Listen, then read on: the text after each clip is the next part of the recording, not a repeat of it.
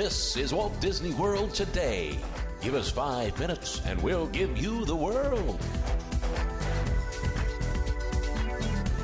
It's Monday, January 30th, 2006, and this is episode number 55 of Walt Disney World Today.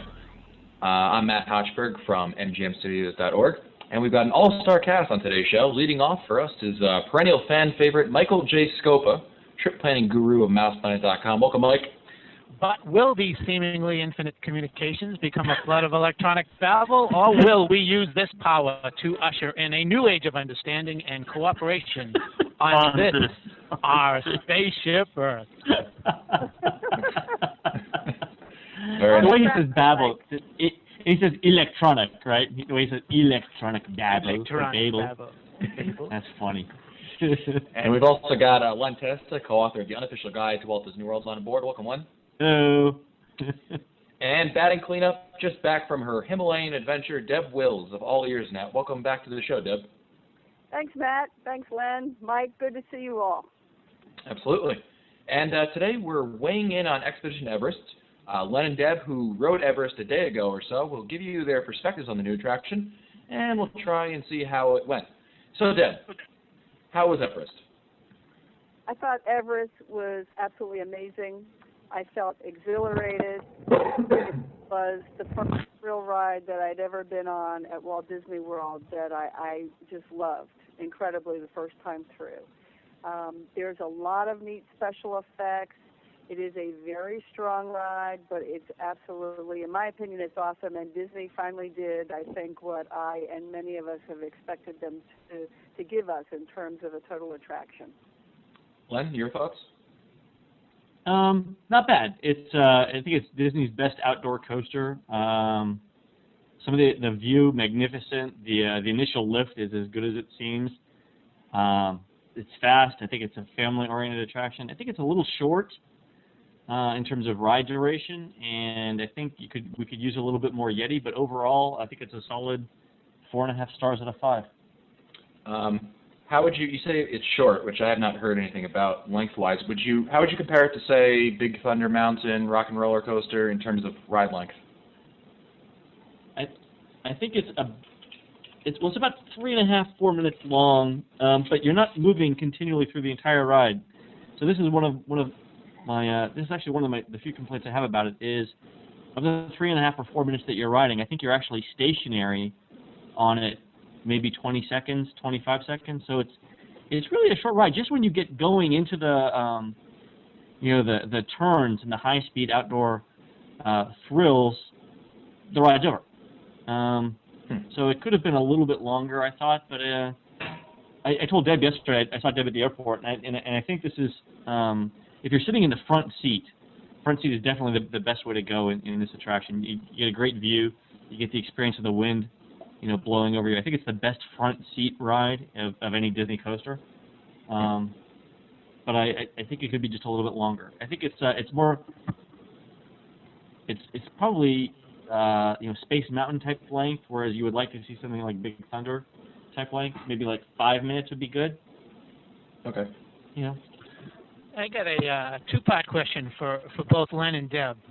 Putting you on the spot right here.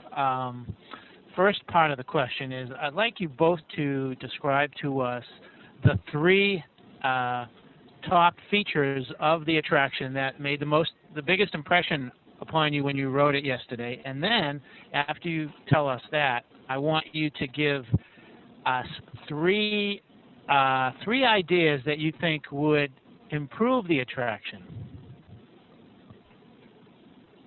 Okay. Who wants to go first? Miss Wills? Okay, the 3 top things we felt made the ride. Is that the question? Yes. Okay. For me, the first one is the introduction. It gave you a nice introduction. You're going through a wooded area. As you approach the mountain, it looks like you're actually on an expedition or one that I've seen on TV before. Then you do the big climb up towards the Forbidden Mountain, and the view is by far the most unbelievable view, not being in a helicopter or an airplane, because you can look to your left and you see Tower of Terror and the Eiffel Tower, You can see the swan and dolphin. I'm not sure what else you can see. People told me they've seen Epcot. You look to the right, you see Animal Kingdom, and you can look down to see where everyone's staring up at you. It's an incredible view, and it goes very slowly at that point, so you can really enjoy it. I have to tell you, the first time I went on and I got to that point, I started to look behind me, and I got really nervous. And I thought, no, I just got to look in front. But I was able to enjoy it on the other part. When you come through the drop that you see outside the attraction, at that point I felt so totally exhilarated. It was just such a high, and then it goes right into a lot of twists and turns. I think that's a great spot. The whole backward sequence is also pretty incredible. In terms of 3 things they could have done to make it better, this was really hard for me to come up with, and it took some thinking over the weekend.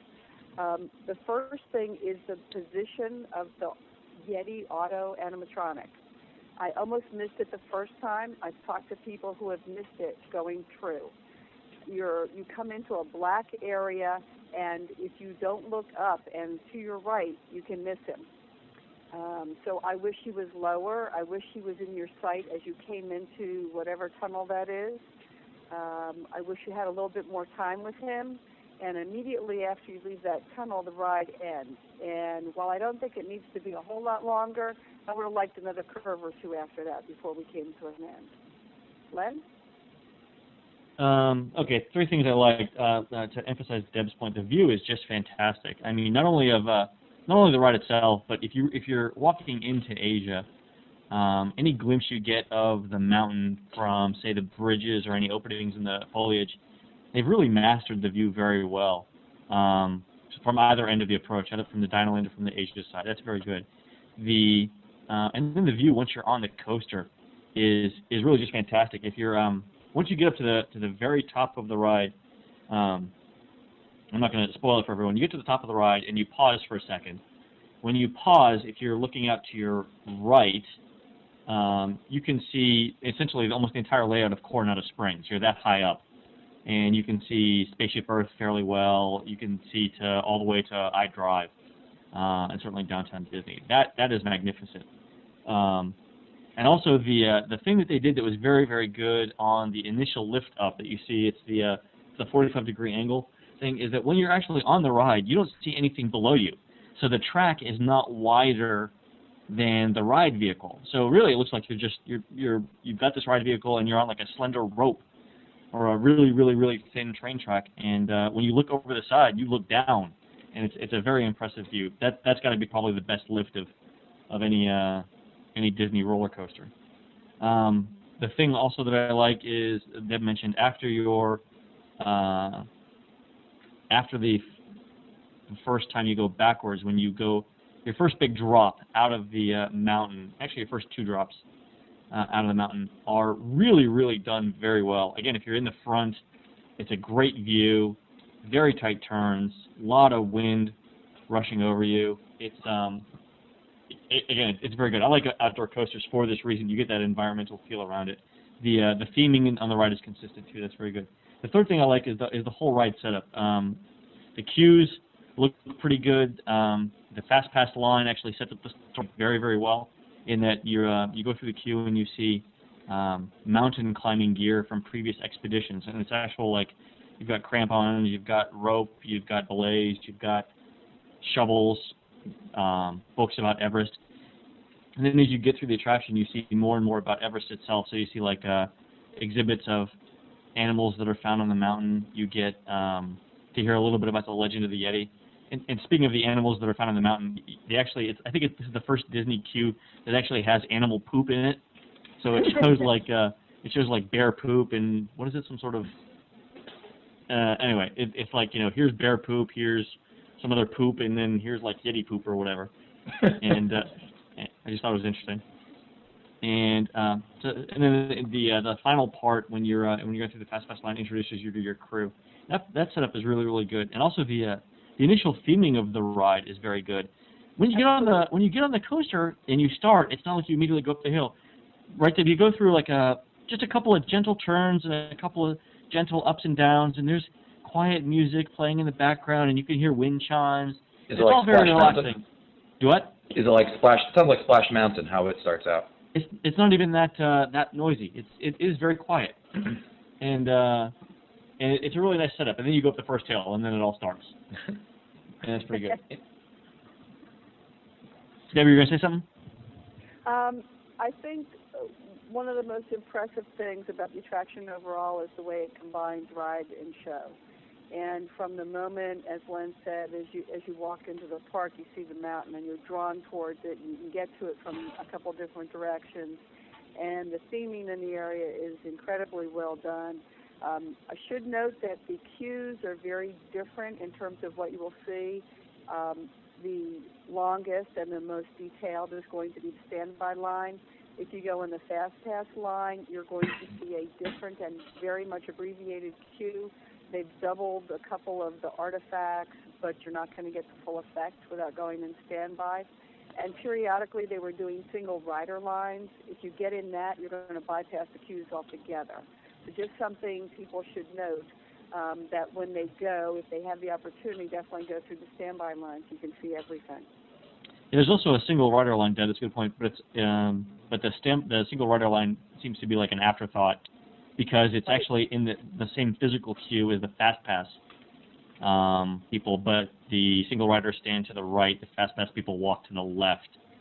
So I either expect them to put up a rope in the middle of those or to do something else because I don't think that condition is going to stay the way it is. The three things that I would change, actually I got four. One is pretty simple. When you're driving in, you can see the back of the Everest building, and it's an unpainted beige square building right now. And on top of it is sitting the Everest Mountain, and they need to paint that because it just blows the entire traffic. You know, like for Tower of Terror, the back of Tower of Terror isn't themed, but it's at least painted the same color as the rest of the building. Right. Here it's not. The building is yellow. You can see concrete yellow building with mountain on top. Not good. And they just need to throw some paint on that. Even if it's a brown mountain paint, that'd be fine. I mentioned the length. Yeah, I think it could be just a little bit longer. The second time I rode it, I was with a guy who hadn't been on it before, and literally the first words out of his mouth when it was over was, "That's it." He liked the ride and everything, thought it was long enough, but it was like, I don't know if they got to a certain point in the budget where they said, okay, we got to stop the ride here, and this was it, or they let the interns finish it up, or what. But you see the Yeti, the ride's over. To me, it could have like one more drop, one more thrill, one more, thing. Right. It'd be great. Other thing was more Yeti, and you only see him once, and it's at the very end of the ride. You do see a couple of animated like shadow movies, like in Splash Mountain in the queue where you see the shadow of Brer Frog rocking. Yep. You see something like that with the Yeti where he's tearing up the track and everything, but you really don't see the Yeti, and he is an impressive figure. You only see him at the very end, and it's only for a second, and by then you're screaming, and it's in the dark.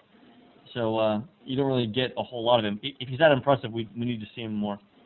Finally, the last thing is they got to have more food and they got to have more seating around this area. It's going to be immensely popular.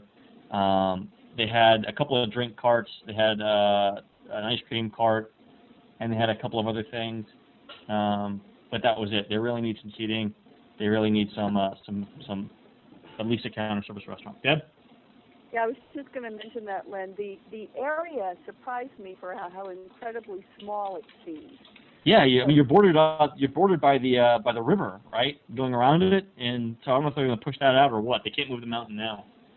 Yeah, I don't know. But yeah, I can see how when that thing opens up, especially this summer, that's going to be a major congestion area, and that's something the Animal Kingdom has been known for. This is not going to help.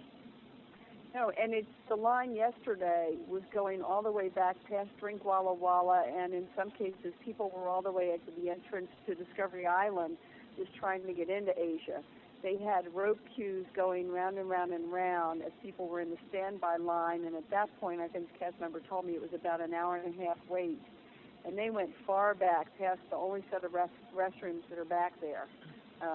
It seemed like even the viewing area, Splash Mountain, there's that huge bridge you can stand on and watch everybody coming down the drop. Well, yeah, this needs that. Yeah. Yeah, it's a similar viewing area, but it's much smaller. Yeah, the problem is now is once they open it, they really can't go back and do construction on the to widen it, even if they decided to go into the water a little bit. Because that'll only make it worse. So that'll be interesting to see what they do. And keep in mind, this last weekend too, it was only annual pass holders. Yeah. So when the general public gets a taste of it, it's going to be. I think the first few weeks are going to be like if this thing opens for President's Day or for Easter, it's just going to be a madhouse. I'm going to have to send people over to see what it's like. Yeah, there was something very interesting that they set up, which is the Andapar Tea Company shop. Yeah, that was great. I didn't get to try any tea because it was crowded every time I went by there, but I understand it's the only place on property you can get loose leaf tea. That's right. I tried it, and actually we all tried it, and it's great. They have these not terry cloth. It's not a mesh. What's the word? It's like a tea bag, but it's like a cylindrical tea bag. Like cheesecloth. Cheesecloth. Thank you. And they have like a dozen different kinds of teas, and they're all. The place smells wonderful. You pop the tea in, and they'll let it steep in front of you. And I can imagine, like on a cool morning, you can grab a cherry Danish and some tea, or a cheese Danish and some tea, and sit there and have a very nice time. It's a great touch, actually. Maybe a game of bridge. A game of Thank you, Matt. Yeah, we'll all wear our sweaters with the elbow patches. Yes. Yeah, but the tea, and they'll do iced teas too. Cause if you're there during the summer and you don't want a piping hot thing of tea to carry around, they'll do iced teas too. Oh, that's great. I've learned my lesson. When I need a review on any attraction or anything with food, I'll go to Len. And now I want to turn to Deb because I want to focus on something that I think a lot of our listeners may really want to know, and that is in regards to special needs or people who may have health issues. I'd like Deb to comment on what kind of concerns those guests would have regarding Expedition Everest. Okay. There's a whole host of issues we can address here, Mike, and I guess one of the ones that folks were talking on the message boards about were the size issue. People of size, where they're going to be able to fit. And on allearsnet.com, we have a whole photo gallery of ride vehicle pictures. But the important thing to note is that there is a test set of cars, or a car, where you can get in and actually move the safety belt and see how you're going to fit. Looking down in between the two seats, because it's two people in each car. I hope I can describe this right, but we have a picture on the site.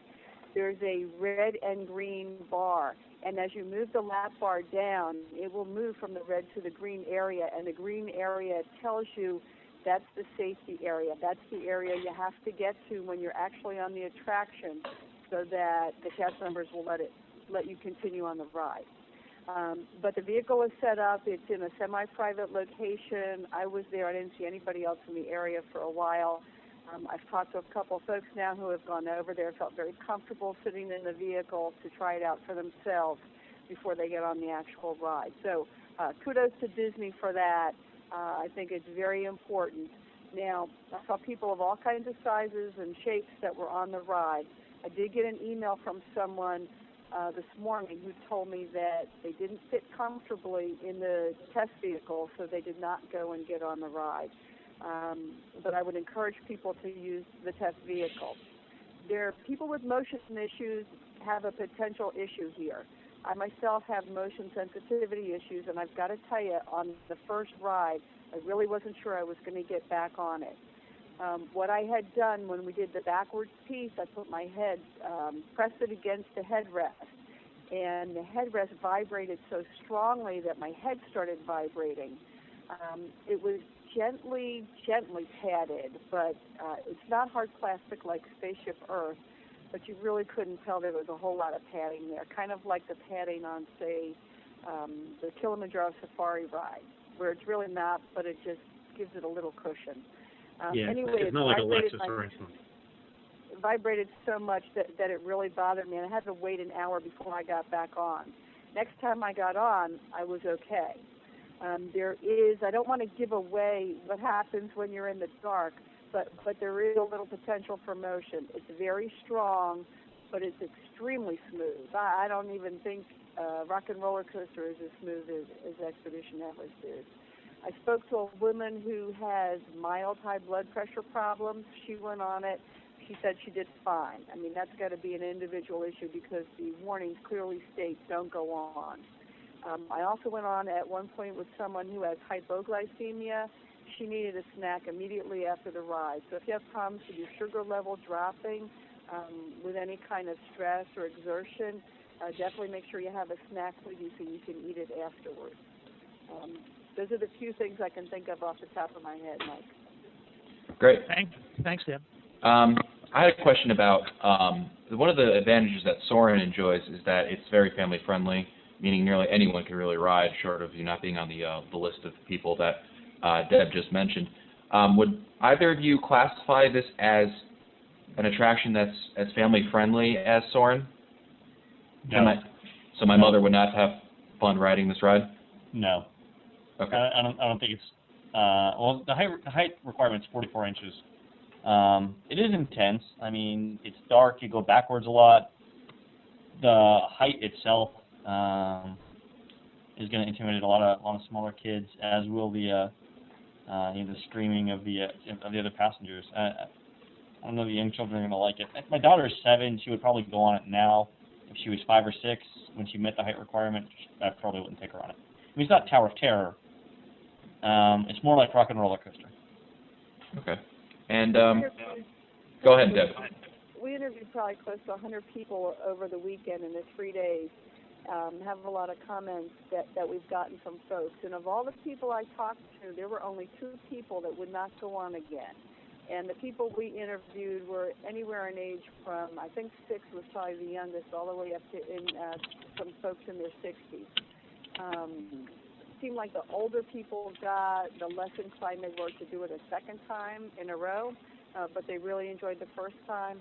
I only had one adult tell me that they didn't care for the ride and they didn't really give an explanation.